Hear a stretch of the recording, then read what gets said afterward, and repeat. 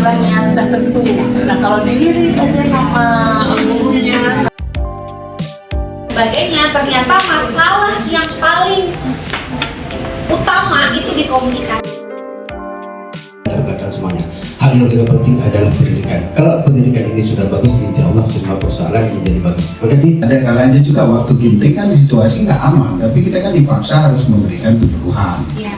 Ada satu yang paling menjadi tolok ukur, yaitu mindset.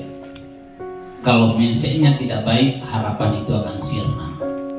Kalau harapan kita di rumah tangga aman, tentram, tidak ada gangguan, itu semua harapan. Boleh jadi nanti akan dibarengi oleh latar budaya, oleh pendidikan, oleh harapan dan perkembangan yang lain.